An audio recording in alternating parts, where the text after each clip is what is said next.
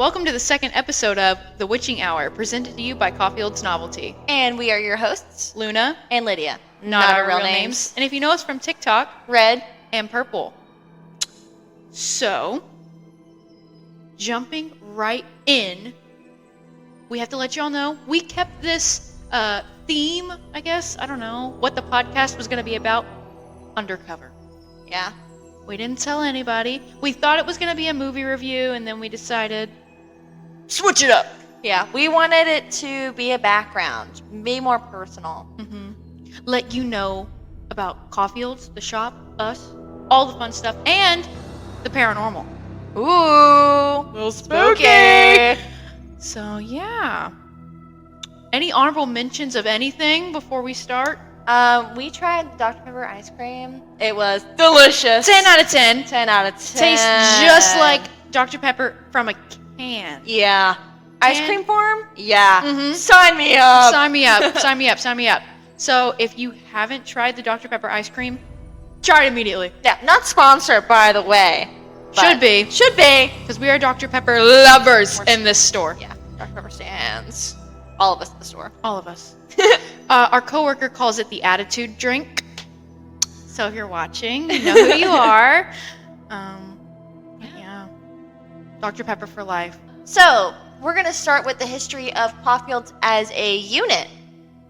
So, the Caufield's business actually started out as a photography business. So, Mr. Caufield got hit by a car when he was 6 or 7. Fun fact, he was an Irish immigrant. Mm-hmm. But he was hit by a car when he was 6 or 7. He got a whopping, wait for it, $25 settlement. Wow! Yeah. $25 whole dollars. Yeah. Big bucks. So they used that $25 settlement to invest in gags and tricks, and that actually took off more than the photography business was. So over the years, they kept investing in the gags and tricks, and it took off and turned into what we are now. We have grown so much, and I could only imagine the difference in stock, because I mean, like then we was smaller, just gags and tricks, some magic, and now it's like 5 full rooms of just horror and costumes, a whole room dedicated to animatronics. Where else do you find that? Right. And we also still have the novelties, the gags, the tricks that started it all. We like to stay true to our roots. Oh yeah. Mm-hmm, absolutely. So I feel like when people come in off the street as tourists, we always try to give them that, hey, this is who we are and this is how we started, because it's such an interesting story, especially the part about the settlement. 25 whole buckaroonies. Yeah. Like, he was rolling in the dough. Yeah. That's all I'm going to say. I just think it's important to know kind of where we started and why Caufield's is such an important part of the community, because it's been around for such a long time. So if you didn't know that that's how we started, there you go. There's your little intro of history to Caufield's. Yeah, and just to reiterate, we've been around for 103 years this year. Yep. We started in 1920. And if you guys didn't know, Mr. Caufield was actually on multiple of our poster prints. He's over there. He's right here. He's right there. He's watching. I think that's so cool that ads that we ran in the Courier Journal, like, people want them on T-shirts and stuff. We actually had a vintage. I don't remember which ad it was. It was vintage, like the pumpkins and skeleton cutouts for was it like a nickel or something? They were really cheap. Yeah. It's so cool, and those sold out really quick because it's so interesting.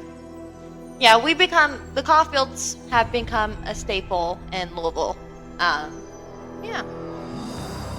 So we have actually had 3 locations. The location that everybody knows and loves on 10th and Main in downtown Louisville. We have been in that location since 1986. So we've been there for a pretty minute. I love the location that we're in now. It's perfect. The mural, everything, right when you're on Main Street. People are like, ooh, what's that place with the giant skull and the bat? The bat. Largest vampire bat sculpture in the world. Yeah. In the world. No one else has that. And Shout out to Carrie Caufield. Love ya. He built that. Just in case you didn't know. And other things he's built. We have our Dragula, our dragster. He has built our hearse, our 1946 Cadillac hearse. Mm-hmm. He has built multiple props and animatronics that are featured in the store. If you've been into the store to see Spot under the staircase, also built by him. Very talented. Do we have an applause? Oh, the cheer.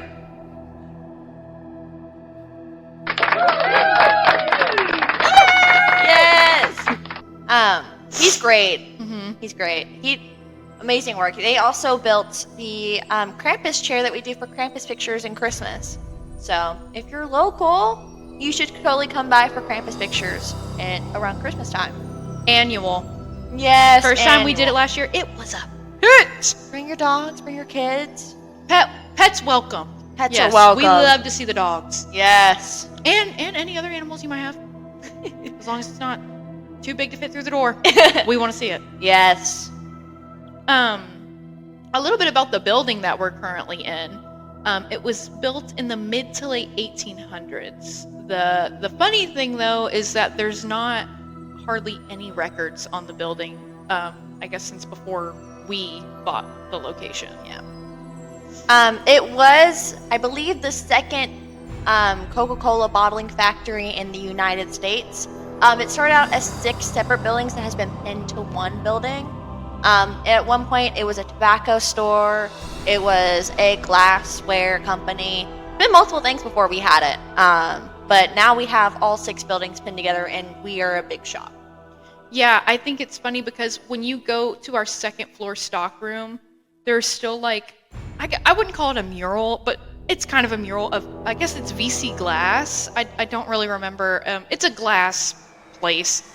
It's still there. It's still printed on the building like it was the entrance of the store. And I remember one of our bosses had actually told me when they moved into that location, they found a bunch of Coca-Cola bottle caps upstairs, which I thought was pretty cool. I think they're still in the office upstairs. So the only other thing we know about the building is that there was a fire at one point. So the second floor, the stairs going up, the stairs are seared, and our boss talked to us about how the fact that he had to paint over the burnt stairs. The fire goes up to the 3rd floor. The 3rd floor stairs are also burnt. We don't know if people died in the fire. We have, again, no records because of the time period. Yeah. Moving on to our personal connection to the business, which I think is actually pretty interesting. Yeah. So, we both have been coming to Caufield since we were literally this big. Like I remember coming to Caufield's at like 5-6 years old, probably even younger, I'm sure. Yeah. But I feel like that's a lot of people in Louisville. People come in all the time and they're like, I've brought my kids here, my grandchildren here, my great-grandchildren have been here. Like, you know, it's so sweet to see like all the generations that pass on Caufield's. It's just good. And it's so corny because my dream job when I was little is the job I have now. Everything that I wanted to do when I was younger, even up to like, I don't know, teens, is what I do now. I've always wanted to work at Caufield's, and now I do. And I do social media, which I've always loved and always been drawn to. And I do that for the place that I love. No, same. I think it's so funny how it just like kind of fell into place. Yeah. And we didn't actually start doing the social media too much until I'd say October of last year. So lots has changed since then. Another thing we want to bring up is how we literally have had to have missed each other by like this much our whole entire lifetime. Because we're very close in age. We've both been coming to the store since we are about the same age. we've been to Caufield's events at the same age, probably are in each other's pictures, not even knowing about it. Probably passed each other in the store, didn't even know. Yeah, I think that's so funny. Because, I mean, we were talking about this earlier, and, I mean, if you guys were, like, ever attended the parade that we used to hold long ago, which let me reference this now, we no longer are a part of this, not the Caufield's parade anymore. But when it was the Caufield's parade, I was there, and I know she was there. Yeah. And I said earlier, we were probably on the same street corner and Right. didn't even know it. I wouldn't put it past us, honestly. Right. It's just one of my first memories of Caufield's was, and my grandmother recites this story to anyone that will listen because I've been going there my entire life. The dungeon was also my favorite when I was little. I would scream and scream and scream, but I would scream even louder if you took me out of the dungeon. I wanted to stay there the whole time. My grandparents took me when I was younger, probably at least twice, 3 times a month, for a good while, and then it got fewer in between. But I kept going for years and years, and it sparked so much joy in me, and I love seeing how much joy it sparks in little kids. There was a little girl in the store, 2 days ago, and it reminded me a lot of myself when I was younger. I was like, we'll probably see her in a few years. Yeah. When I was little, it was always, especially in October, because I always got off of school at like 3:30, and Caufield's closed at 5. At that time. Well, I guess it'd be like September, right before Halloween.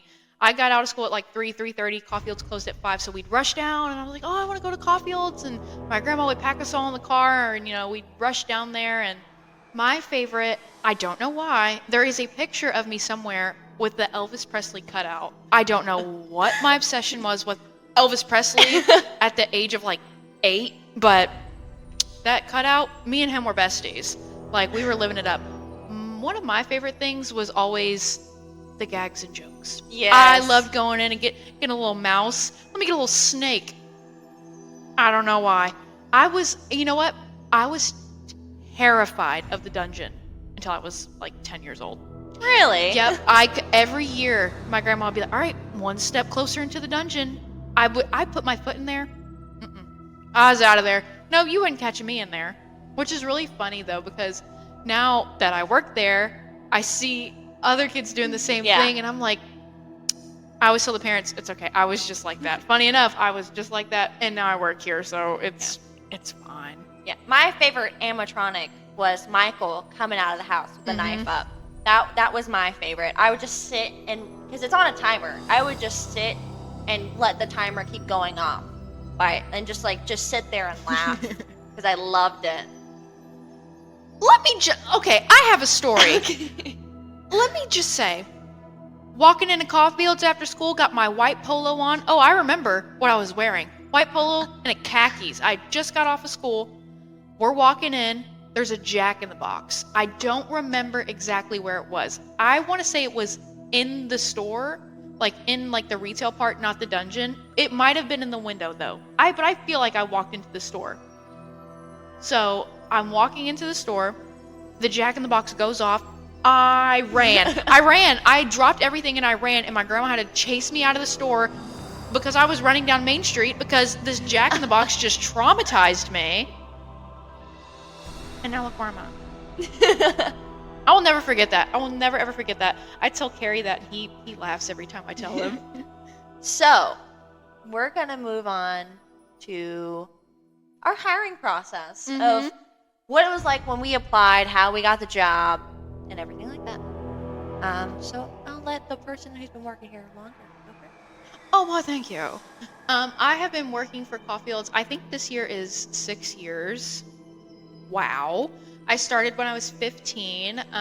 First job, I was actually on a camping trip when I sent in my email on our website. All I did was email my boss and say, hey, I would love to work here if you guys are ever hiring.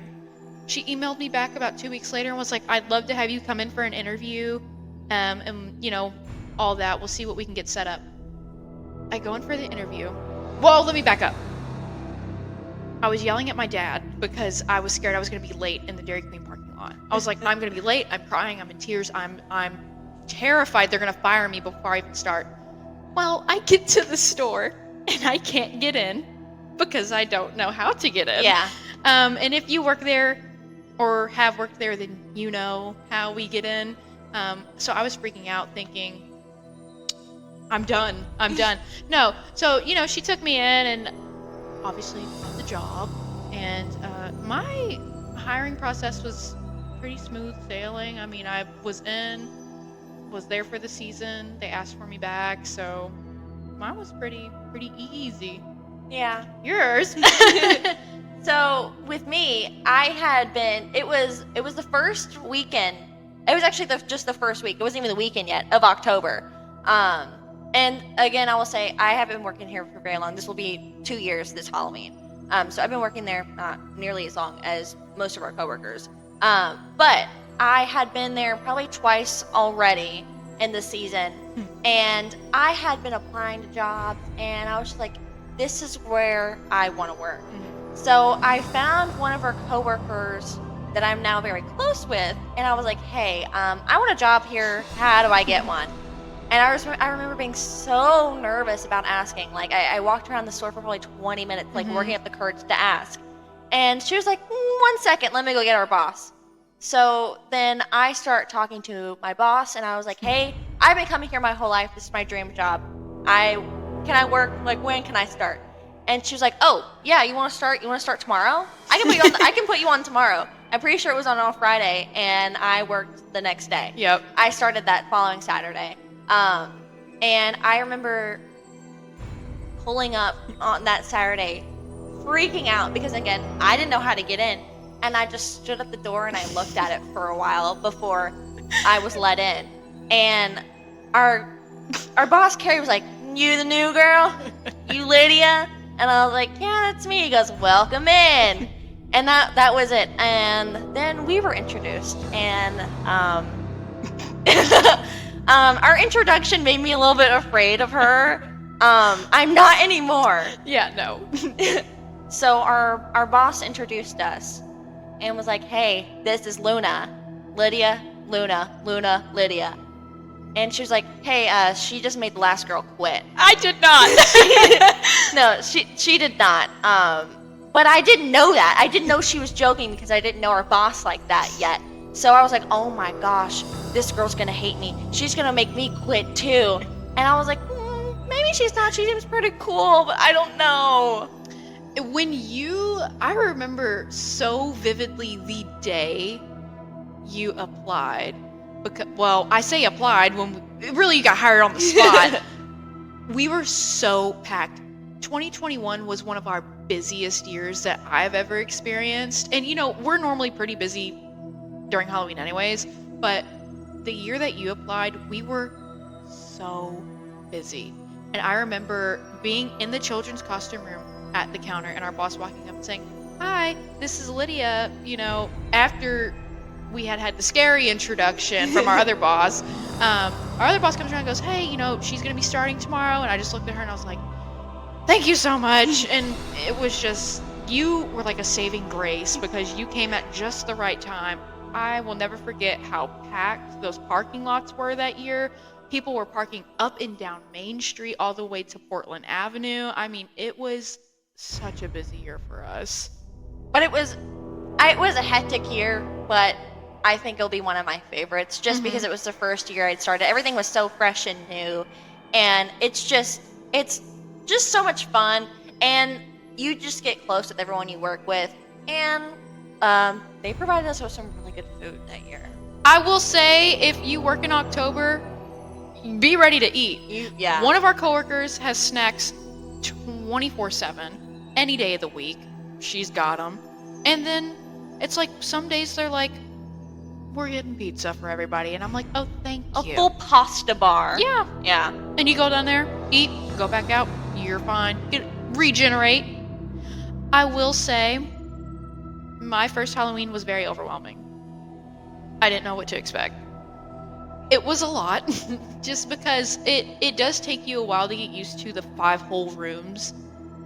But once you kind of work your way around it, you know it like the back of your hand. And I know it sounds crazy, but you could probably ask me for anything on the retail floor and I'll know immediately where it is. And if I don't know, she'll know. And then vice versa.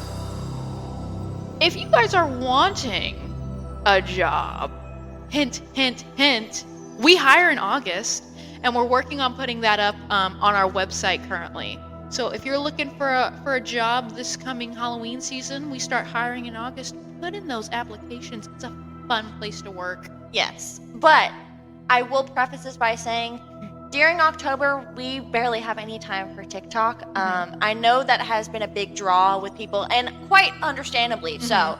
But during October, we either shoot them at 5 a.m. in the morning before we're doing the news, after we're doing the news, or if there's like one dead area of time and we're like, oh, let's make this really quick. And that's about all the time we get for TikTok, unfortunately, during October. So. Yeah, the media part in October, I don't know how it's going to play out this year, especially because last year is when we really started like posting, or at least trying to post once a day or here and there when we saw each other. But I don't know how this year's going to go because we have such a large amount of people that do come in, and we are busy from the time we open until the time we shut the door. Like, it is nonstop. I don't know what's going to happen. I don't know, but we'll make it happen. Yeah. I'm excited. We're going to make it happen. Lots of early morning posts in the future. So if you see a post from us at 5 a.m., don't be alarmed. Just like it. Like and share. We're moving in to a very important part of the podcast. Extremely important. We're going to be talking about our paranormal experiences. My first paranormal experience was the first Saturday that I worked. What a great welcome. My boss had said, hey, can you go check the second floor stockroom for this specific item? It's upstairs when you turn right. Sure, no big deal. I got it. I didn't know where I was going, not a clue at all, but I knew I was going upstairs, and I knew which way to go. Up the stairs. So I go up the stairs, and I'm digging through the box. It was a mask that I was looking for. I'm digging through the box, and I see the bottom half of her walk by. And I said, oh, hey, I found that mask we were looking for, Yeah,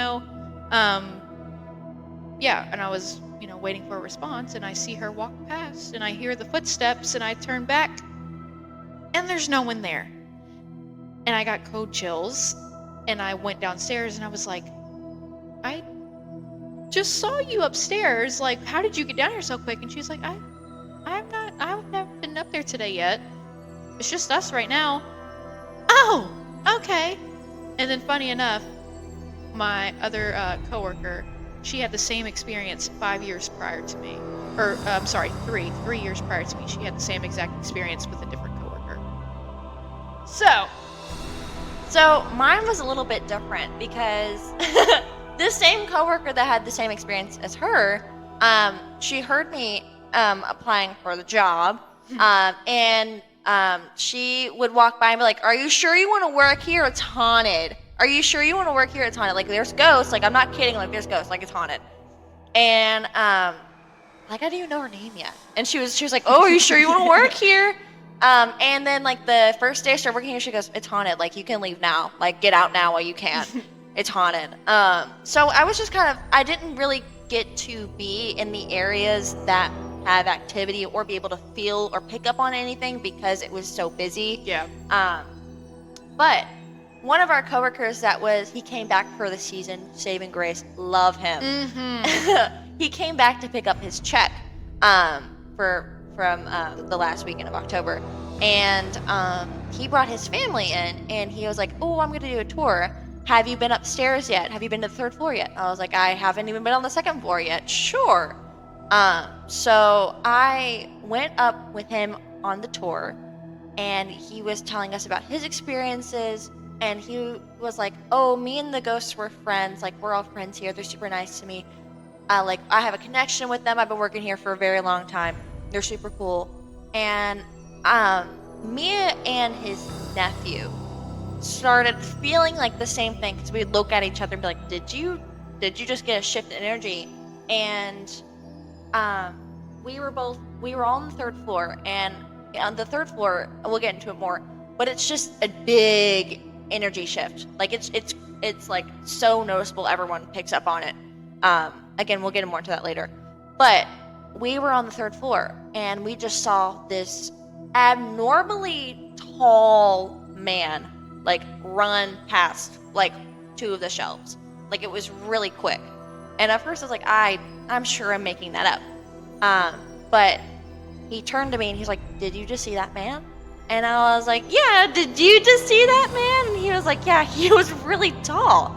It was just a really tall, shadowy figure, but it was really quick. So, yeah.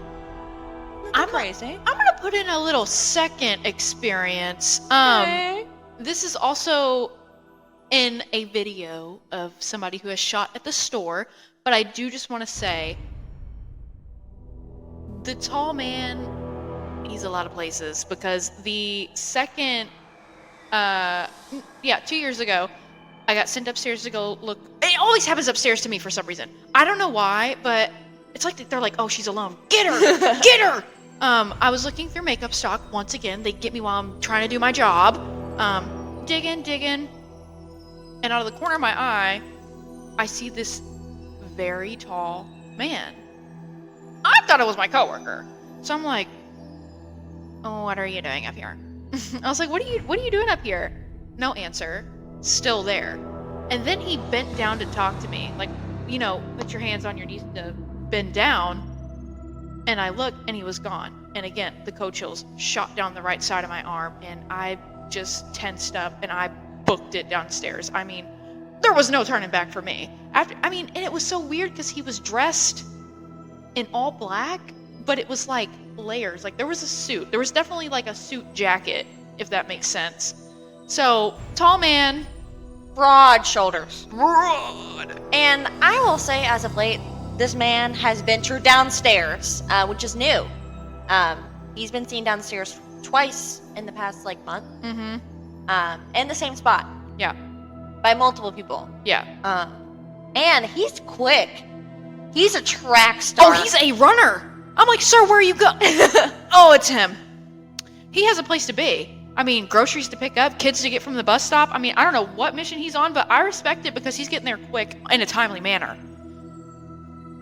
We'll get into him. We have a name for him. We think it's him. But there's also 2 men. Again, we'll get into that later. Moving on, we'll tell some of our coworkers and our bosses' experiences. We'll start. Okay. So Trevor, our makeup artist on staff. At Trevor Thompson. If you ever need him for any of your makeup needs, let him know. He does movies, music videos, you name it, he does it. He does it, and he does it good. Yes. Okay. So, really, at this point, Trevor had, I guess, a friend who was a paranormal investigator, and they were coming to the store to set up to see, what was going on. There was a medium, there were a couple other people, all that fun stuff. So they go to the 3rd floor, and they're setting up their cameras, their REM pods, all that fun stuff, and a piece of sheet metal gets thrown from, I guess, behind them, hits Trevor in the arm, and then lands in the middle of them. Are you joking me? Are you joking? I don't know how he didn't get up and leave, because I would have skedaddled up. See you later. See you tomorrow. See you next week. See you never.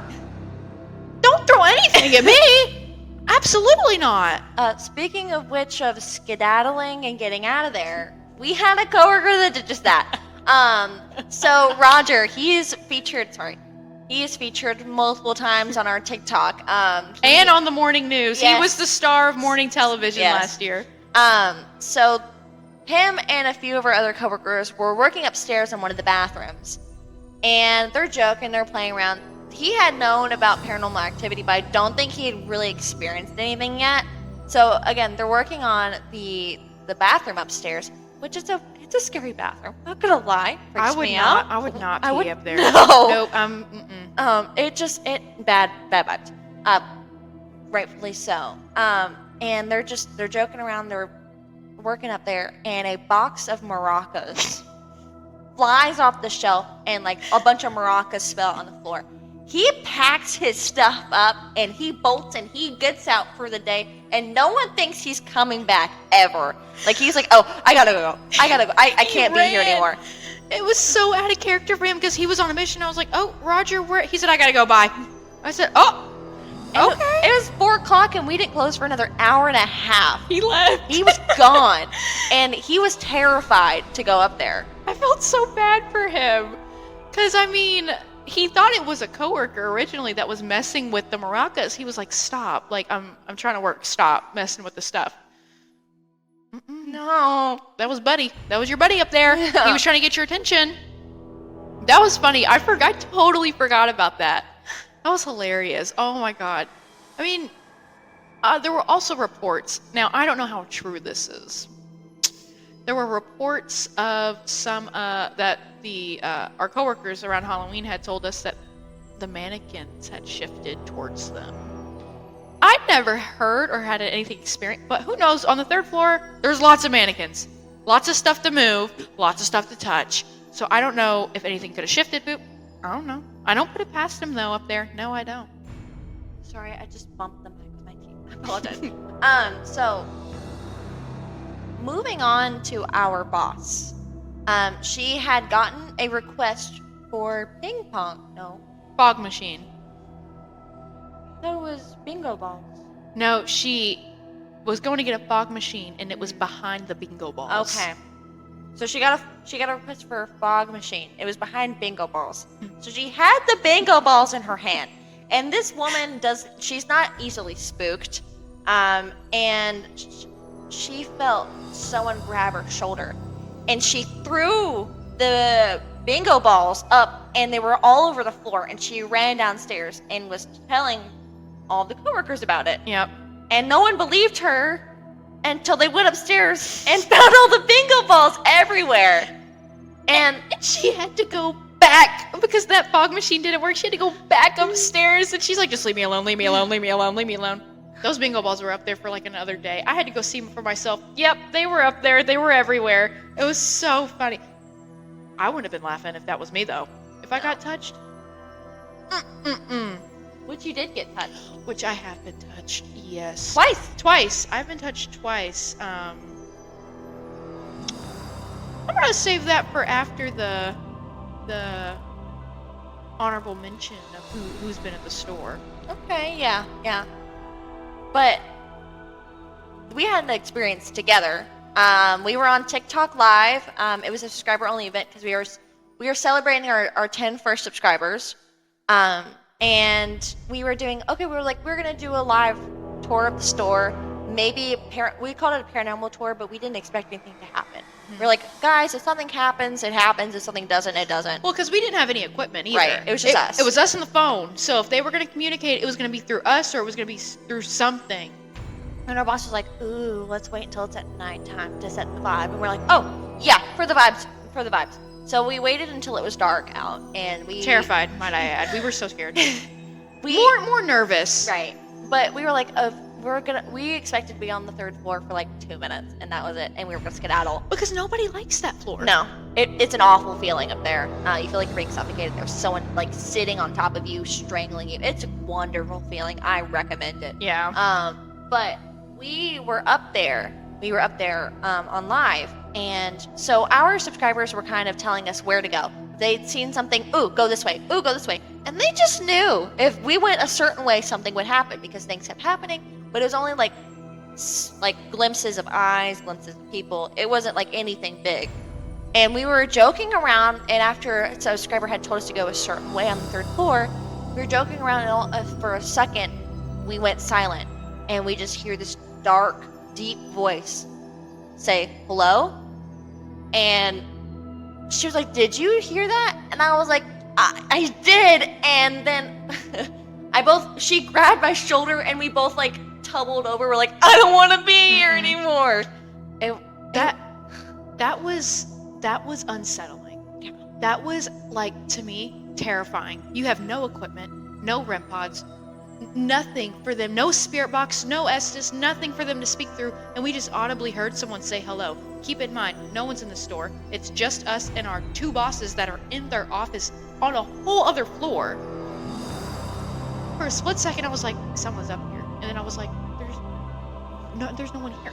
Right. It's like 8 o'clock at night. There's no one here. And I'll play that clip for you guys right now, and tell us if you can hear it. We're gonna slow it down so you can hear it. But it is a deep voice. And we have had customers say when we have done tours previously that they had heard a growl on that floor. But you can clearly tell that is a man with a very deep voice. So.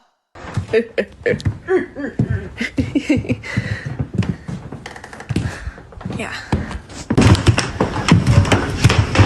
I thought I just heard somebody say something. I heard hoo-hoo.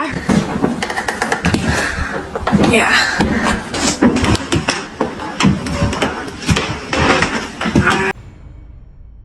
Yeah. Terrifying. It's scary. So, the tall man, we think it's Marvin. I don't know. So there's 2 people that it could be. Marvin, Marv, for short, or Tim. Because one of them wears a top hat. And one of them doesn't. Yeah. But who knows? It could be the same person. He could just take his top hat off. I don't know. Maybe he's not feeling the top hat some days. We call Tim because when, like I spoke about earlier, when those investigators had come in with our coworker Trevor, there was a medium that was there, and she had sensed 5 active spirits in our building. Now, when she was at the doorway to the 3rd floor, and we can insert the picture here, they had an infrared camera set up, and she said that she had sensed that there was a tall man on the opposite side of the door mimicking her movement. And surely enough, you can clearly see her plain as day, and then on the opposite side of the door you can see a very tall, very energy filled figure that looks like he's like looking, like hunched over, like looking at her. And this is interesting. We'll get into this more later when we talk about honorable mentions of people who have investigated there and our experiences with them investigating there. But she had said that whoever is here on this floor hates women, and they don't like women. And I think that's interesting because we have gotten an opposite reaction as of late. Again, we'll go into further detail on that, but I just wanted to bring that up really quick because it's just, we don't know who we're dealing with, when we're dealing with them. Well, and the funny thing is, we do have one in our very front room, and if you've been in the store, it's the room with the Myers house and all of the photo ops. His name is Zach. I think that is him all of the time. I really don't think anybody else is in that room. My stomach just growled really loud. I don't think anybody else is really in that room. Now, the medium said that Zach acts younger than what he actually is, so he's very childlike, likes to knock stuff off, likes to make noises, and we do often see quick full body apparitions in that room, walking into that room like, oh, somebody, nope, there's nobody there, it's just Zach. We have lots of problems. Posters falling off. Yesterday we found like 3 masks just on the ground right before we closed. Yeah, but they were lined up in a way that it looked like someone had done it purposely. It was the plastic Chucky masks that were lined up, and the way that they were sitting, it looked like someone had deliberately placed them there, and we didn't. To our knowledge, no customer had done that. Yeah. So we have had, I wouldn't even call them issues, those experiences in that front room. I'm okay. He doesn't bother me at all. He just knocks stuff down. I do think that he figured out that he can knock because one day, actually, it was a week period after one of the investigators had come because they were like, "Oh, knock." He found out he can knock, and he ran with that. Yeah. And he would only do it when we were alone. But he would knock right next to your head, and it wasn't like a soft knock. It was like hard. I was like, "Okay, Zach, like, okay. Or he would mess with the scanner. I think he figured out that he can do more than just knock stuff over. Yeah. And he was like, okay, let me just mess with it for a little bit. But he's very childish. I don't think he means any harm. I think he's just Zach. Yeah, that's all we can say. So our spirits do have a time, place, and they have their own rhyme and reason. I don't know if all spirits are like that. I don't know if it's just ours, if they are like, like real living people who have their own personalities. They have their times of when they want to show out, and it is very heavily based on weather. Like, if it's rainy, or that day we had that really bad windstorm. Yeah. So, I guess I could tell this now, or should I save that for the mimic? I think you can go ahead. Tell it? Okay, so this is just one example. So we had an extremely bad, like wind storm / thunderstorm. Could have been a tornado at one point. Anyways, we're at work and we're like, okay, I think it's about time to close. So we're kind of finishing up what we're doing. I am doing inventory of our hats in the back right corner of our front room. Now I'm writing, inventory down, and I hear my husband say, "Hey, babe," like he's trying to get my attention, and I'm like, "What is my husband doing here?" So I turn around, and he's not there, and it was like right in my ear, like he was right behind me. And when I tell you, that is probably the scariest I have ever been, because it was my husband. Like, that was not anyone else. And the closest people that were in the store were by the very front of the store, by Zoltar. There were only 2 people in the store besides us because it was a very, very bad storm. People's houses got ruined. Like, it was crazy. Trees fell down everywhere. Mm-hmm. Semis blew over. It was a crazy storm. Like, we had to close down early to get home safe. Yeah, so there was like no one there. I literally ran to the front and said, "I just heard my husband back there. I'm not going back there." I refused to go back there for the rest of the day. I was scared. I was like, am I going crazy, or did that just happen? And I was like, oh no, I feel like that just happened. That freaked me out. We have a mimic. And I know that mimics are believed to be people, like spirits that are more active. They can be like associated with ones that are more dominant, which we think so. Mm-hmm. But he doesn't mean harm. We have found that out. Again, we'll go into more detail about that later. But he doesn't mean harm. Contrary to popular belief, he does not mean harm. He's cool. He's cool with us. He's chilling. We've heard from him himself. He's cool with us. He does spook us. Yes. He spooks me sometimes. Sometimes, I mean, even though we're on a cool level with him, I still do get the uneasy feeling. But I honestly feel like that's just like, oh, I'm being watched and I can't see who's watching me. Yeah. That's like if I was watching you from the corner, you're like, But he can mimic anyone. and he's good at it. He's good. So, at the time that this was the most prominent and like full body, not just someone's voice, like full body. And we have usually, like, we've seen each other, we've heard each other, but this is one that sticks out to me the most. So we have a door that leads to the second floor from our first floor. That's in our front room. And my boss had gone upstairs, and the door, it's an old building, like we've said before, and the door closes and it's loud. And so she had gone up the stairs, and at the time, she had green hair. She wears a lot of bright colors, so it's not like I can mistake somebody else. That is her. So our boss had gone up the stairs, the door had closed behind her, and just a few seconds later, she went right up behind the stairs behind her. And I was like, oh, maybe they're going upstairs to do something. I don't know. And I walk up to the makeup counter, and there she is. Yep. And there I am in the flesh. Same clothing, same hairstyle, same everything. And I was like, didn't you just go upstairs? Like, with our boss? And she was like, I was up there earlier, but I've been here. I haven't gone upstairs in like 20 minutes.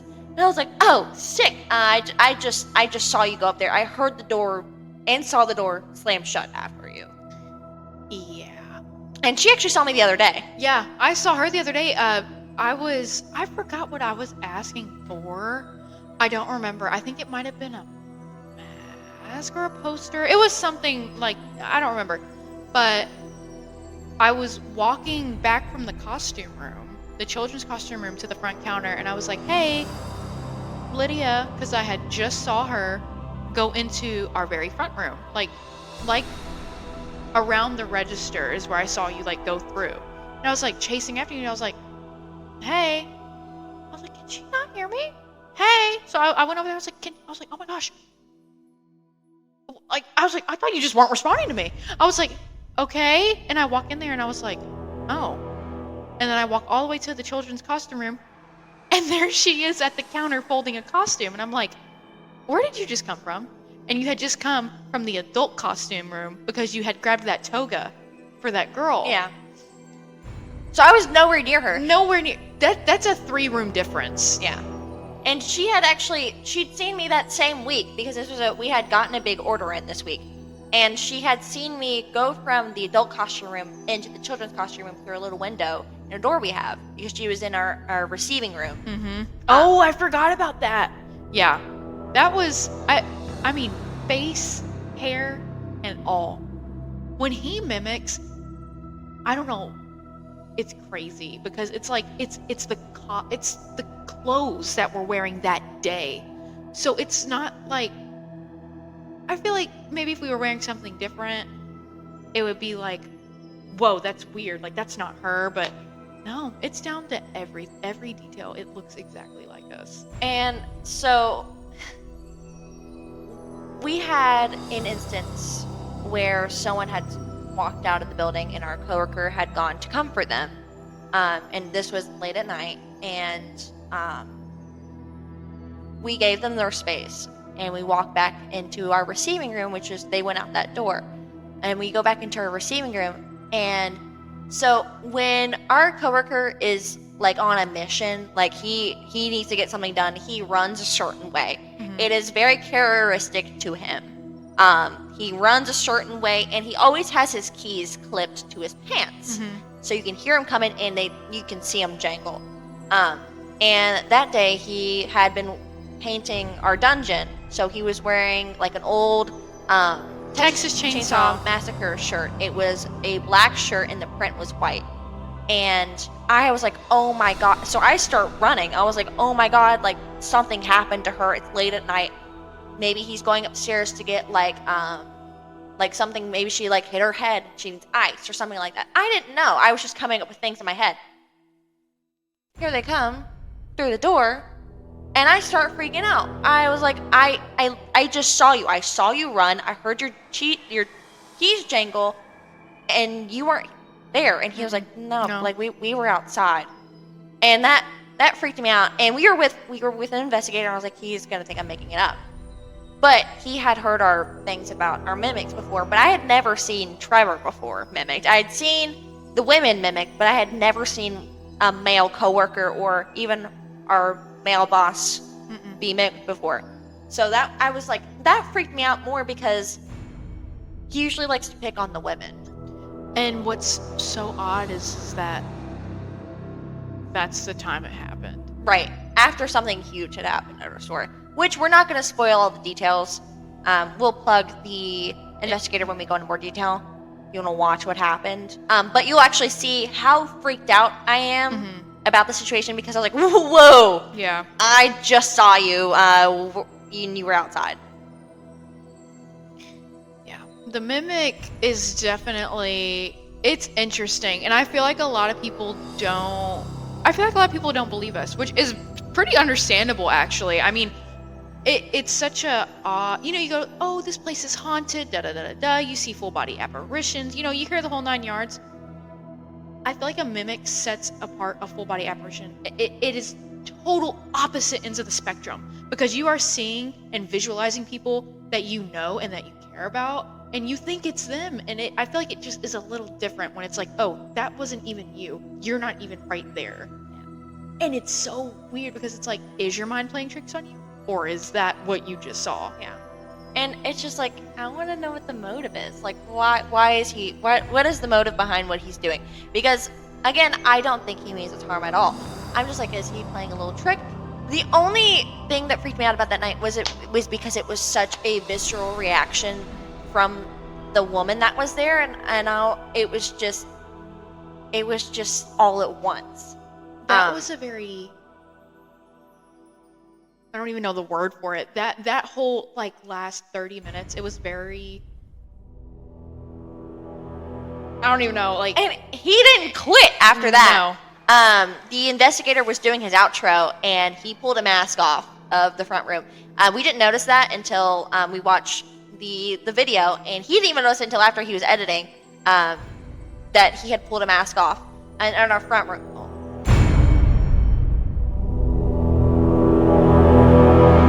So, like I was saying before, while he was editing, he saw the mask be pull off the wall. Because we didn't notice it when he was in the store. He didn't notice it because we all heard it crash and fall on the floor, but didn't pay attention to it. We were just kind of wanting to go home.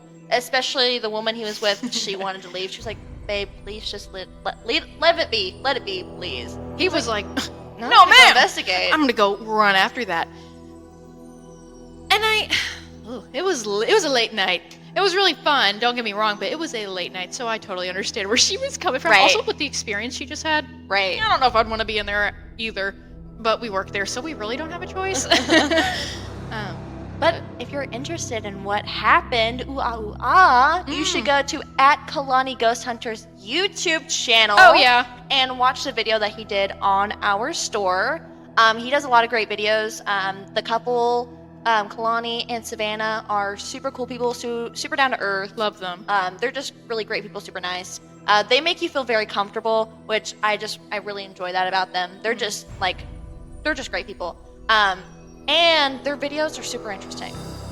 So authentic. Yeah, so like it's nothing is made up. It's all real. Even when he came to investigate, he said, nothing's gonna be fake. We're not gonna be super over the top, like exaggerating. We're not gonna make things fall or act like we hear. Nope, everything's gonna be 100% authentic, and we're just gonna roll with it, which I really enjoy because you do get investigators who are like, "Oh my god, did you guys just see that? I just saw a full body apparition." Oh my god! And it's a clothes rack. Like, girl, come on. Or like full of Shane Dawson, where he pans and like he's like, "I just saw this editing," and it's literally nothing. Yeah. But you can see his YouTube video of what happened with Savannah, because it was a little crazy, a little spooky. I'm not gonna lie. But we don't give away too much away because we want you guys to watch the video. Experience it for yourself. Yeah, experience it for yourself. And if you'd like to see the first time he investigated at our store, subscribe to his Patreon. It's only like $3, super worth it. And you can watch all of his lives and the live that he did the first time. And that's where we got a lot of hits on Estes. Right. Moving on to that, we're going to delve into both times that he visited the shop. The first time, so we reached out to Kalani. I guess I should say how we came across Kalani. I had been following him on TikTok for a long while, and I asked her, hey, what do you think about bringing in this investigator? He's really cool. And, we kind of laid back and watched his content for a while to see how we'd reach out, like, would he even be interested? So we emailed him. He emailed back immediately. Love that. Yes. Oh, we were pumped. I called her at midnight, and I was like, guess who just emailed back? It was Kalani. So, I mean, they were so sweet.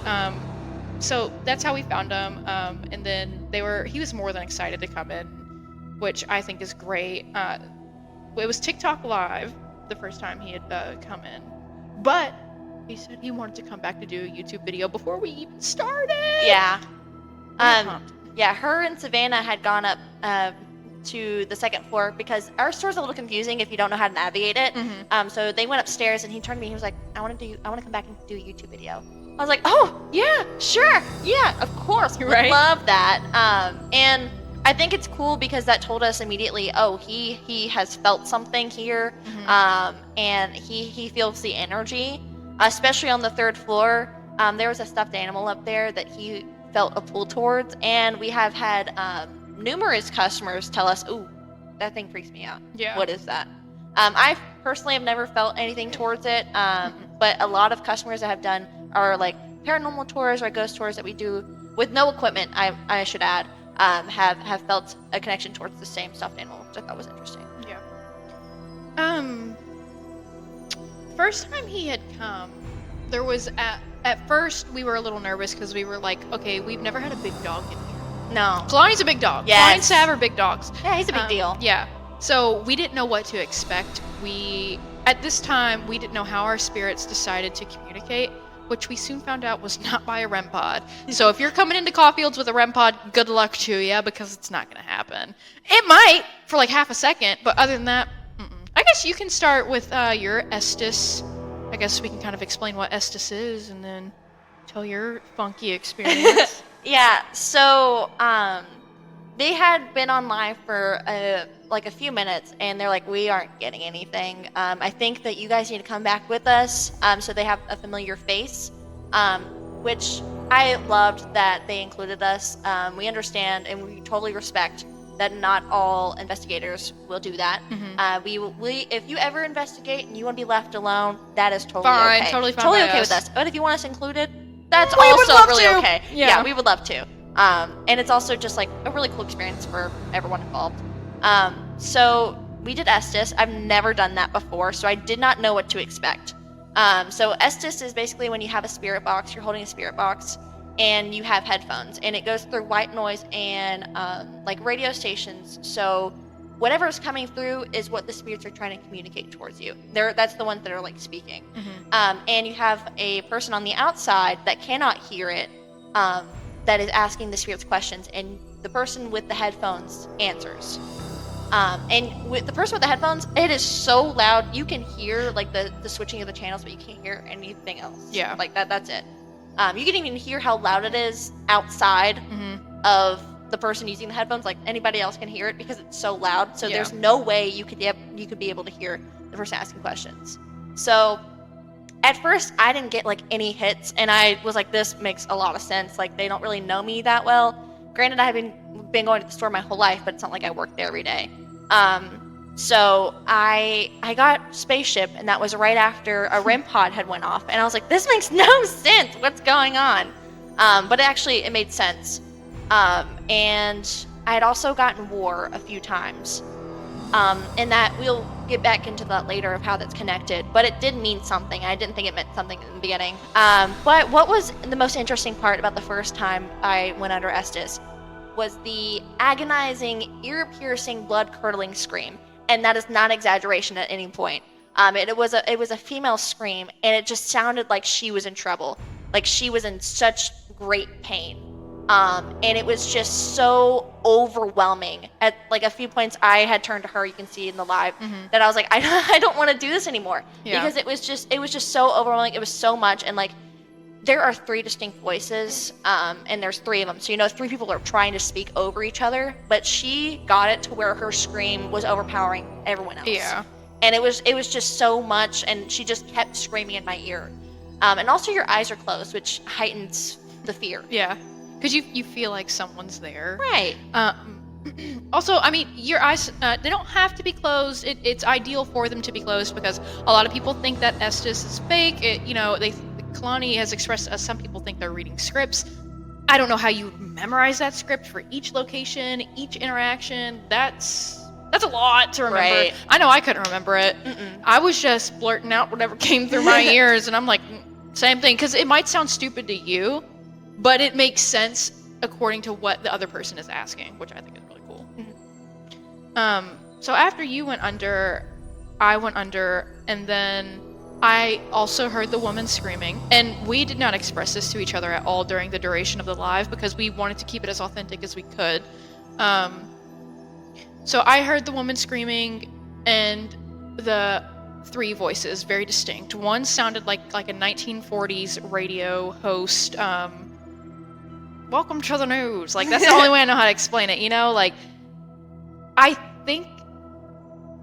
don't think he was the dominant entity. However, Kalani had asked if, like, how did you die? How did you pass on? And I responded with, stabbed. And then I guess he asked, how? Like, the trauma that was endured. And then I responded with a short knife. So we know someone in the vicinity that was a male, because that's who was coming through for me, was stabbed with a short knife, which is pretty interesting, because we went into this completely blind, other than what we had already known. The very little that we did know, we only knew that there was one spirit that was not a fan of women, so we didn't really know who he was speaking to. But yeah, then I said, I hear a lot of screaming, and it's like, it gets to your ears a little bit. Yeah. And Savannah, because I guess you two had spoken about it while I was under. Yeah, it was like almost immediately after you had put in other headphones, because the interaction, we had no interaction. It was, Yeah. I would take off the headphones, she'd get them, and then vice versa. Like, there was absolutely nothing to be talked about. Right. So, and we had, the only thing else that we knew was that we had 5 active spirits, which was confirmed on both investigations that there were 5. Which was really cool. Yeah, it was really cool. And so then I went under for a second time. And I got I'm a friend, you're a problem. And I called you a traitor. Yeah! And a few choice words. Yeah. I was starts with a B and rhymes with itch. Yeah, twice. Yeah. In a row. I was like, sir, no, ma'am. That is not me. Not the one. Not the one. And we later had a discussion with Kalani and amongst ourselves, and we think that he was talking about them possibly and not me, because we later found out we might be besties. Who knows? We're gonna talk that further. But it was a few choice words, and we found out one of them has a potty mouth. He's angry. But I don't even know what the reason is, but the way he was talking that night, I was like, sir, let's tone it down, because this is just This is just attitude. And I also got strangle a few times, and some other things that I don't really want to express because it is very sensitive, a very sensitive topic. Again, if you're more interested, you can watch the live, but I'm not going to be discussing that on YouTube because I just don't feel comfortable doing that. But it was some gnarly things, I will say. But I got get out. I'm a friend, you're a problem. That was a few times, expressing that that they did not want help. They did not want someone from the outside communicating with them, butting in their business, which I think is I think that's reasonable. Right. Personally, I think that's kind of reasonable. But that was all I got. I got war quite a bit though. And I was like, okay, if you don't want me involved, I will stay out of your business. Right. Well, and then I went under again, and then my name was repeated back to me through Estes. Which, let me just say this. My government name, not the name that we use for our social media, my name, it's not common. So hearing that being said to me so clearly, it freaked me out for sure. I don't know if they were trying to get my attention. I'm not really sure. The second time I went under, I'm kind of foggy with what happened. I think also I got get out a few times. They weren't fans of people coming in, poking around in their business. But yeah, I don't really think I can't remember. There was a lot that was said and a lot that had happened that night that I don't really remember. It has been a while since I rewatched the live. Yeah. But it is important to note that we had a fire at our store. There are 2 staircases that are burned. And there is one staircase that's in our receiving room that is burned that our boss had painted over, and some customers had expressed, I'm not going near that. I see people on the stairs staring at me. I don't feel comfortable. And so Kalani knew that background, Savannah knew that background. But when Savannah went under Estes, she has a gift, 100%. Match made in heaven right there. She was getting everything right off the bat. And she had gotten burn, fire, and she had said she felt a burning sensation like a curling iron had been touched to the back of her leg. That's also how we found out about Marv. I'll let you talk about that. Okay, yeah, so we were actually by the dressing room, which, odd. Never really felt weird back there. I mean, there are times where I do hear knocking back there. Right. Like on the door. Or, arrested her? Yeah. I'm like, can you mind your business, sir? Like, this is inappropriate. The other day, he started yanking on the door, and I knew no one was there because you can see like footsteps and like you can see like feet mark. Like, no, I was like, sir, I'm trying to use the bathroom. Please leave me alone. Yeah, he wanted some attention. So Savannah goes under. You know, she was like curling around the back of my leg. It's really hot. And then Kalani was like, who am I speaking with? And she said Marvin. And he goes, okay, we have a name. We can finally go somewhere with this. Marvin, what's going on? Like, you know, he is asking Marvin these general questions. How old are you? Why are you here? And then the war came up again. So Savannah's responding with war. And Kalani goes, okay, wait. Civil War. And he's like, were you Union or Confederate? And I swear immediately Savannah responded with Union. Good. But so we believe that Marvin is a Union War vet soldier. I don't know. Yeah, and then I don't remember the model of the gun, but a gun that was used in the Civil War was then said, and I didn't know that because I'm not knowledgeable in that area, but a coworker of ours had told us, and then also Kalani had recognized the name of it as well. Right. No, that's where we got Marvin.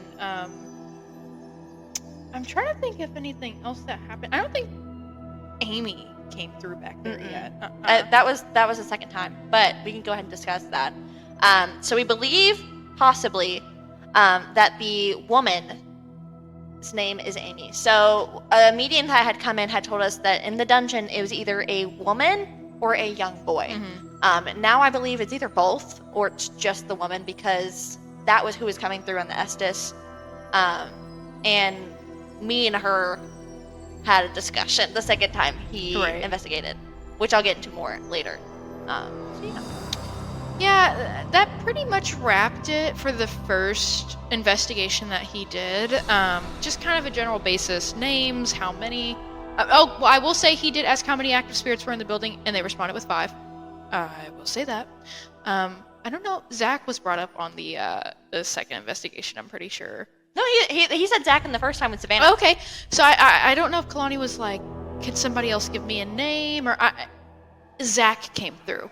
Okay, backstory. So we have given names to all of our spirits because that's what we do. Tim resides on the 3rd floor, Top Hat Tim, because, you know, the medium sends Tim wearing very long top hat and, you know, suit and tie, and he's a little spiffy man. And but in the front room is a young adult who acts younger than what he actually is. So his mentality is very childlike, knocks stuff off in the front room. We call him Zach because he's a little dramatic, like Zach Bagans. But we love Zach Bagans.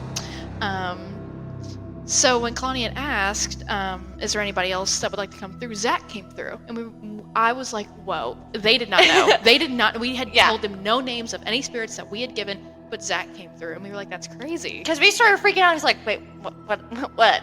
So Zach has adopted his name. Yeah, which is cute. Right. I mean, we love that. And so a few times Kalani had asked them to knock. Anyone, can you knock? And then he like demonstrate how to knock, what it's like, so on and so forth. And so the next day I had to work. She was off, so it was me and my other coworker that had been there, but he had not come in yet. So I get there early most days, and I was there, and Savannah had expressed sticky footsteps that she kept hearing behind us. And I get into work, and I'm the only one downstairs. My bosses are upstairs. There's nobody there with me. My coworkers hadn't come in yet. And I just keep hearing sticky footsteps. So it's important to keep in mind that this area, this walkway, where the sticky footsteps were coming from, is where we usually see mimics. I've seen her go up the stairs right behind my boss when she had green hair and she was wearing a colorful outfit. Saw her fully. I've seen my other coworker pop her head up over like these little like containers that we have and like go back down. I was like, what is she doing? Why is she playing with me? She was not over there. No. That's also around the area where she heard her husband, which we'll get into in a minute. Yeah. Spooky stuff. But I just kept hearing footsteps. And one of my coworkers, she has some shoes that can squeak. So I'm like, oh, it's her. She didn't come in for another 10 minutes. And I just kept looking, and there was no one there. And I was like, oh, cool, love that.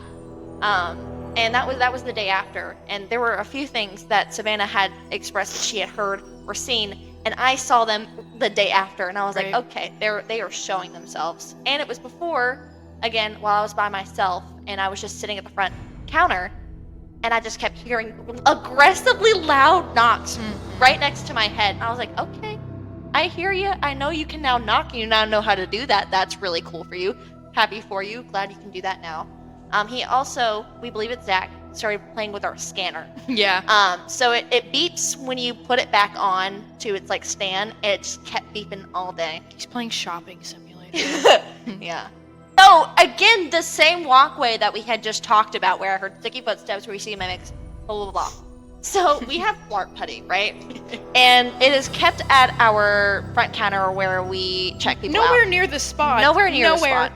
And she comes up to me. She goes, "Someone just threw this at my leg."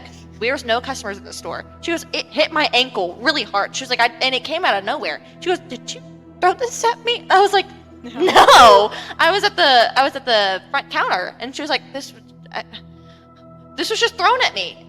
Which this is not the first time something had been thrown at people. It was a much milder instance, but again, getting a little violent, throwing some things.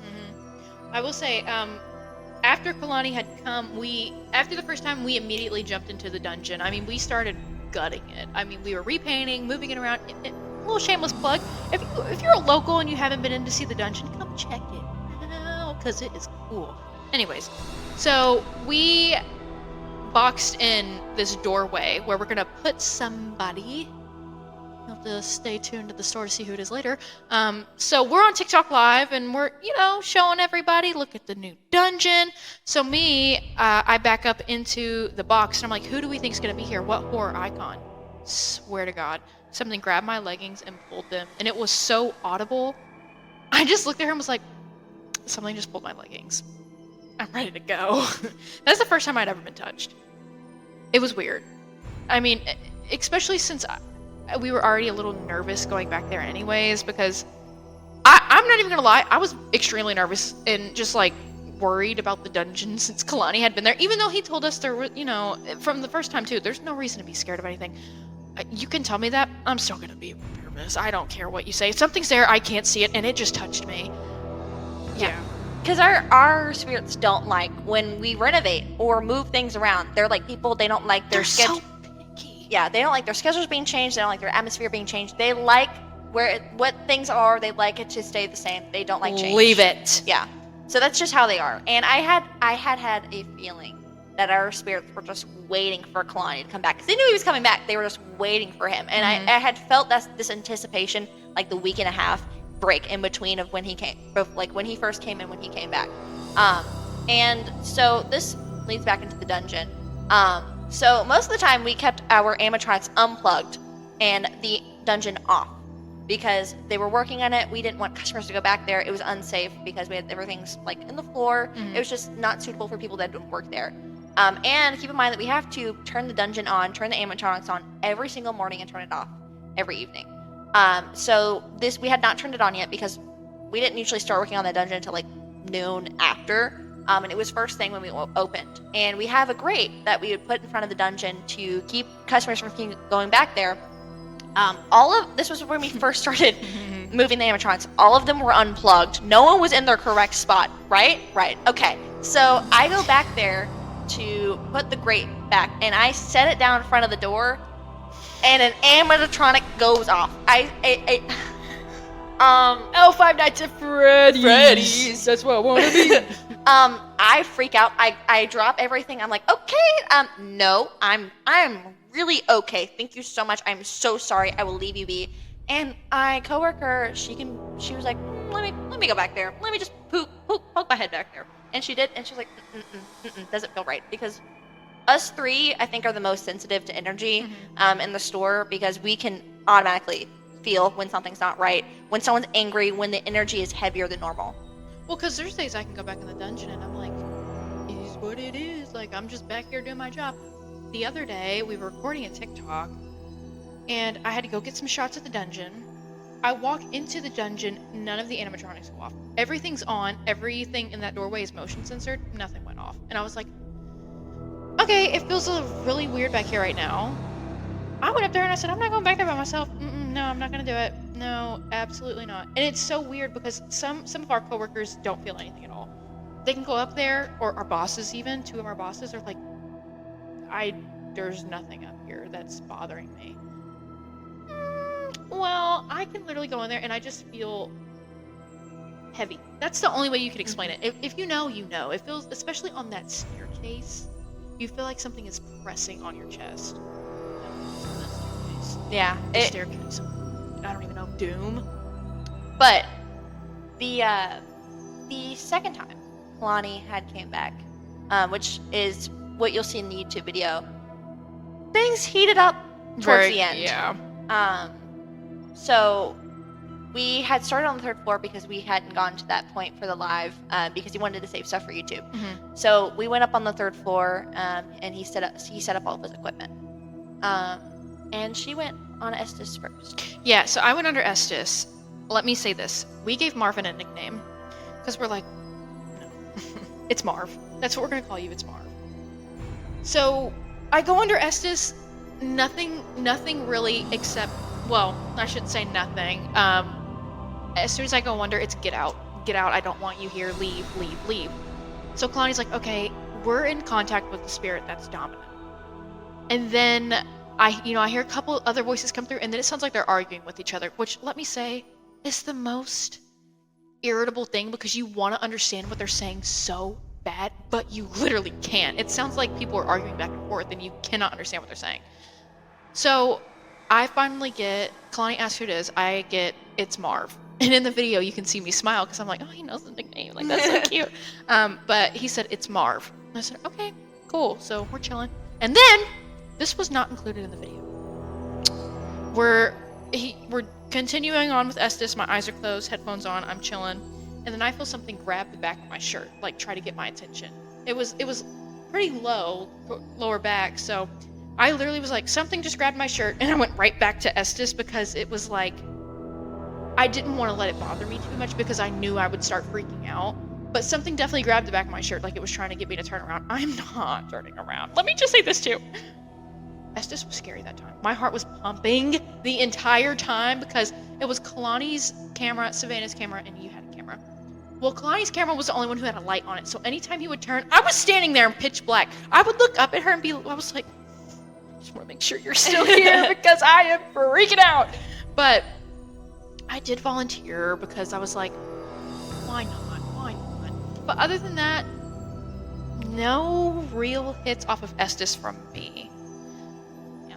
And then he was like, you guys, the spirits usually act up when everyone is separated. Mm-hmm. Like, it's usually when someone's alone. So he was like, okay, you all leave me up here by myself, and I will talk to them myself.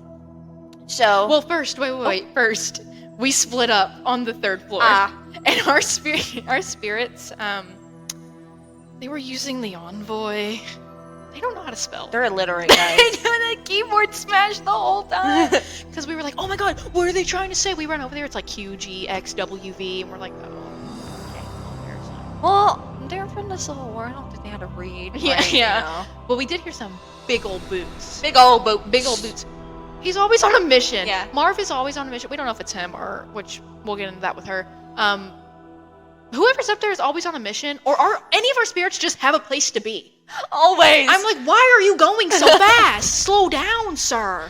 Like, I see someone, I'm like, what mission do you have? You're dead. What mission is there to have? Yeah. Maybe for that Arby's sandwich.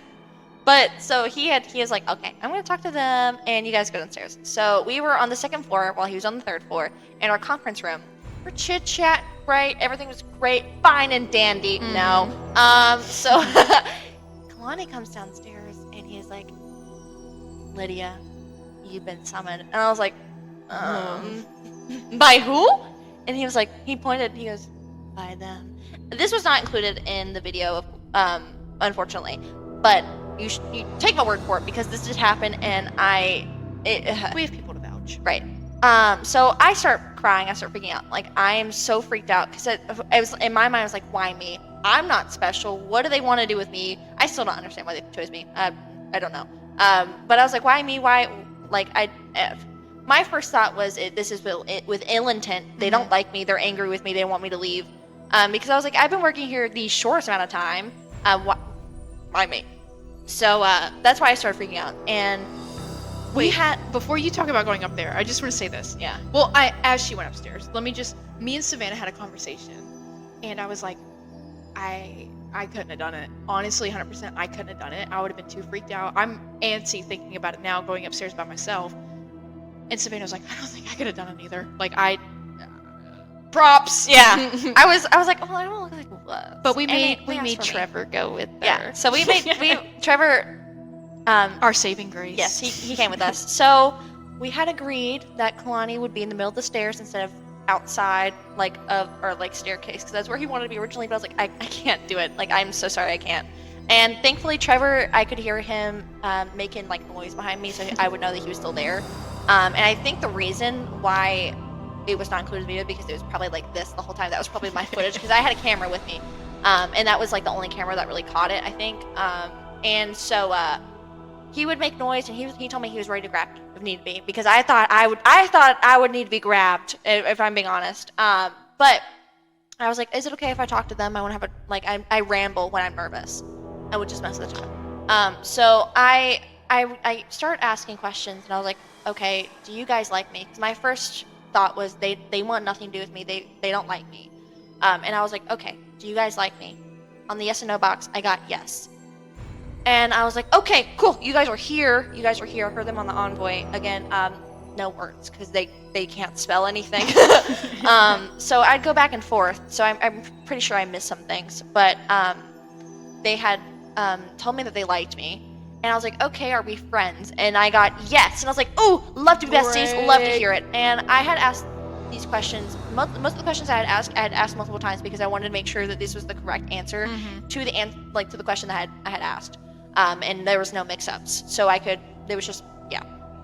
And so I would get no responses for some of the questions I was asking. So I would move on to a different question. I'd be like, who am I speaking to? Am I speaking to the man? Am I speaking to the woman? Am I speaking to Tim? Am I speaking to Marv? Am I speaking to Zach? And I got nothing. So then I moved on, and I was like, okay, so we know there are at least 2 men. We know that there is Tim, and we know that there is Marv. And I was like, is Tim and Marvin the same person? And I got no. Thank God. Let me just say thank God. Because we see a very, very large man, right? We see one that's a little bit smaller, but they're both big boys. Large and in charge. But there's also someone that wears jeans. So we don't know who's who. So 2000. Right. So it's more to know that there are at least 2 men, and we know that Marv and Tim are not the same person, but we don't know who's the dominant entity. It is believed that it might be Marvin, but then again, we don't know. We don't know for sure. Well, because in that same breath, I'm like, no, Marv seems too chill for that. Like, right. So we know that these spirits like us, which I thought was interesting, because we had been told that one of them does not like women, and now I want to know who is it? The women that work here, or is it the women that they don't know? Or is it the woman there? Right. Does he not like her? Are they beefing it out? Right. Like, are they actively, like, is that the screaming there? Are they actively, like, beefing it out all the time? Like, I need to know, what is going on? So I had asked the woman, if it was, at one point, if it was the woman I was speaking to, and she told me yes. So I went in, I had discussed, like, up there, that I had felt a connection towards the women. The woman, after I had heard her screams. I had gotten so emotional about her, and I don't know what happened to her. I believe she was strangled. I think that was I remember it being a woman's voice that I heard strangle, so I believe that she was strangled. But we don't know again. And I just, the screams, it had gotten to me, and that's all I could think about for the week and a half in between investigations. It it stuck with me, and I had felt such a strong connection towards her. So I was talking with her. I was like, I this is how I feel. Do you feel this way towards me? Do you feel connection towards me? And she told me yes. And then I just kept asking more questions, and I didn't really get much. And I finally was like, okay, do you want my help? And I got yes. And then again, asking more questions, I asked this again, does the woman want my help? And I got a yes, but then I instantly got a no right after the yes. We believe that there is a dominant entity that wants to keep everybody there, because after the first investigation, we had learned that they were stuck. She had actually gotten tunnel. That's right. So it was from the woman, right? Yeah, I think so. Okay, right. So when I was under, was this the first time? Mm-hmm. Okay, so the first time Colony had come, I went under Estes, and the woman came through. She goes, "There's a light. I see a tunnel. I see a path." Like, she was trying to leave, but she couldn't, and that's sad. Right. I mean, because it was like she saw it. I don't know where it was. Like, I guess we were trying to figure out where in the building, even though it might not match up for them, where was the tunnel located? Is there any way we can help to get you out of here? I mean, she just kept saying, like, I see it, but I'm stuck. Like, I cannot go. Like, I'm right. She was, like, right there, but she couldn't cross over. Is what I assumed she was trying to do, was finally cross over and get peace. But someone wasn't letting her. Yeah, and it's through the different things, we had learned that someone doesn't want outside help. And it hurts because I want to help her so much. I want to help people that are there, because we see them as people. Yeah. Like, we say hi, we hang out with Marvin, like, we're like, hey, yeah. Marv, how you doing, Marv? Right. And it's just like, we want to help as much as possible, but we don't know how. We know that they're physically stuck and they cannot leave. And we want them to be able to find peace and to be able to get out. As much as we'll miss them, we want them to get out. Let me just say this. I feel bad if they're stuck in the dungeon, because, like, imagine that they're trying to communicate, but the only thing they can communicate through is the creepy clown in the corner. Right. Of course we're going to be scared, and I hope they understand that, you know? Another thing I want to say that I literally just remembered, when Kalani was there and Savannah were there the second time, it was only me and you in there in the dungeon with the spirit box.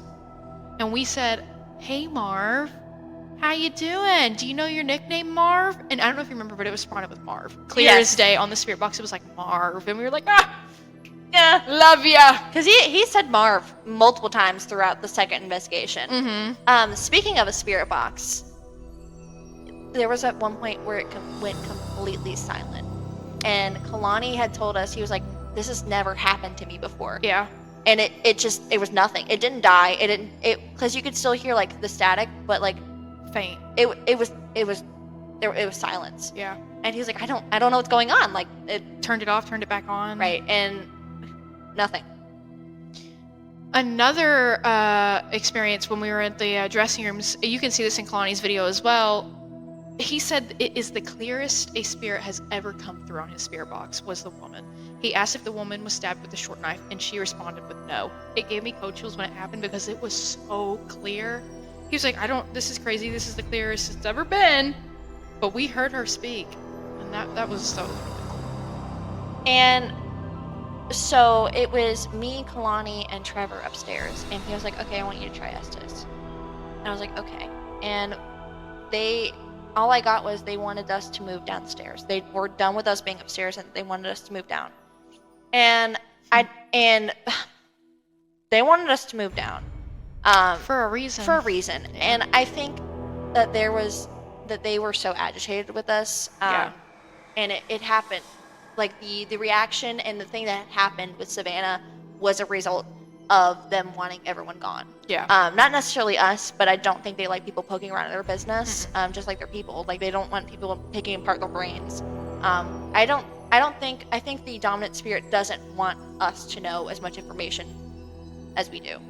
And I will clarify by saying, Kalani's even said, he does not mean harm. He is not demonic. He is simply just stronger than everybody else. Is he holding everyone else there? I 100% believe that. I 100% believe that there is someone who's a little bit more stronger who wants to run the show. I don't know. But I don't think, and I, I feel like something would have happened by now to let us to believe that he is more angry, more evil, but he hasn't. You know, none of us have been actually physically hurt. Now, the feeling that we get, that's probably the far, and, you know, being touched, but I've never been hurt. Right. Nothing has ever tried to hurt me intentionally. And I truly don't think that is ever the intention. I just think Tim upstairs on the 3rd floor is a little bit more agitated, and he doesn't like women. Who knows why? Maybe he got dumped too many times. I don't know, but he needs to leave his little girl problems somewhere else. I think that he's an alpha male, and he did not like he didn't like the fact that they're like, oh, well, you can't do anything. Prove yourself. And he was like, no, ma'am, no, I'm gonna show you what I can do. Oh, and he did. And he did. And again, we had a discussion afterwards, and Kalani was like, he told me that this people, you would not have been able to be told that they were friends and they liked you if something was truly evil here. Right. And I think he was just, again, pushed to a point where he was like, well, you want a show? I'm gonna give you a show. Right. Because he likes to mess around in the dungeon. He gets a bad rap for it, but he likes to mess around in the dungeon, specifically KG the Clown. Yeah. And there's a clown that swings. Those are his 2 faves. But it's actually shown in Kalani's video, KG the Clown going off twice with no one being near it. Right. I don't know why clowns aren't his new fave, because at first it was the Gravedigger, but now it's been KG, if I'm being honest. For a while. But now he's got a new clown that he's messing with. So yeah, clowns are his new favorite thing. Props to you, because it was really scary at first. Yeah. Because, I mean, like, imagine the dungeon is already kind of weird, okay? Like, you don't even have to tell us that. It's already a little spooky. Is it scary, terrifying, worst experience? No. It's just creepy. There's clowns in there. There's stuff in there. There's animatronics freak me out in general. Five Nights at Freddy's core. Five Nights at Freddy's. Yeah. But it's so weird because we found out we can communicate through the clown with Yes. the Marv. He answers yes and no questions now. Oh, yes, he does. And he's so tall that he's able to reach and grab and stop it hanging and swinging. And so originally we'd hear him knock, but then one day we watched him do it. Because I started watching him do it. I'm like, this is interesting, because the way that where we were standing, there's no way the sensor can go off. We were on the other side of the costume room, and that's nowhere near where the sensor is. So there's no way that he would be going off by himself all of the time when we're nowhere near even the dungeon at all. Because we'll be in the children's room and hear knocking. And we're like, Marv, stop. And sometimes he'll be like, okay, I'll stop. And then he'll do it again. Yeah. But one day we were just sitting there talking to him, and she was like, wait, stop. And it looked like someone had grabbed it and stopped him midair. Yeah, that was weird. And then we were like, okay, say yes or no. And then he knocked for yes. Yeah, he would too. That was really cool. We're just there's literally no one else back there. No, nothing else to trigger the motion sensor. It's gotta be Marv. I mean, and plus the answers are lining up.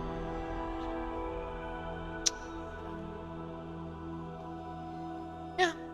But again, go over to @Kalani Ghost Hunters YouTube channel, TikTok, Facebook, Instagram, Twitter, Patreon. Yes, go subscribe to the Patreon, because if you ever missed a live, just go back and rewatch it. Yeah, you can go back and rewatch it. Or if you just really like that area he was in, that location he was in, you can go rewatch it.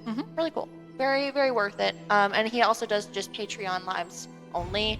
So yeah. So by the time this video comes out, we will have already done an investigation that was led by Crossover Research. Make sure that you are on our TikTok for specific things like that, because we will hopefully be going live more often with the paranormal. And I don't know if you said this already, but if you're ever interested in investigating the building, doing a paranormal investigation with Caufield, whether it be you alone, a group, if you want to do it for social media, whatever it may be, email Janine at caufields.com on the screen. Yeah, it's somewhere on here. We'd love to have you, and we'd love to be involved. Or if you'd rather go solo, totally fine with us. Whether it's with you or a group. If you're by yourself or it's with a group, we want you. We want you. And Marv wants you. He wants to talk to you. And he might just have a toot that day and not. anything. If that happens, we apologize. Yeah, we can't control them. Yeah. But that's why we always say, familiarity with them always really helps, because I feel like they're comfortable with us. They're comfortable with us being in their space. So maybe if you had us tag along or just for a couple minutes, might get some responses. Yeah. But we have an investigation coming up again, like she said, that will already have happened by the time we post this. But we will be putting the live in our Discord for our subscribers for them to be able to watch and rewatch if you guys are interested. So again, I'm gonna plug the subscription one more time. If you are interested in the investigation that we are doing tomorrow, actually, as of filming this, we will post it in our Discord for our subscribers to watch. Subscribing on TikTok unlocks 15% off twice. You get it when you first subscribe, and you get 15% off monthly. You get a monthly discounted item in the store, and you get to be a part of subscriber-only events like horror trivia, movie nights. You get to watch our podcast before we post it. And what else? Freebies in your order. Freebies in your orders. Freebies in your orders. And you get a handwritten note. Yeah, and you get to be a part of our Discord, which is a really fun, spooky community. We get to all talk and shoot off of each other ideas and whatnot. And then the really good thing, the great perk that comes from all of this is when we have merchandise that is sought after, Discord people know first. Our subscribers know immediately when we get that stuff in, so they get a chance to buy it before the rest of the general public do. Oh, speaking of new merchandise, Oh. we actually just got new rugs, blankets, and pillows. Some returning faves and some brand new merch. So we have, it's either 3 or 4 different Michael.